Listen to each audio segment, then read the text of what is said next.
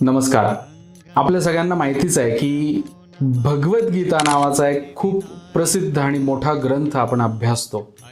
पण गणेश उत्सव सध्या चालू आहे आणि ह्या गणेश उत्सवाच्या निमित्ताने मला तुम्हाला असं सांगावंसं वाटतं की जशी भगवद्गीता आहे तशी आपल्या शास्त्रांमध्ये एक गणेश गीता सुद्धा आहे. भगवद्गीता जशी कृष्णाने अर्जुनाला सांगितली हे आपल्या सगळ्यांना माहितीच आहे, तसंच गणेश गीता ही गणपतीने स्वतः भगवंत गणेशाने वरेण्य राजाला सांगितलेली आहे.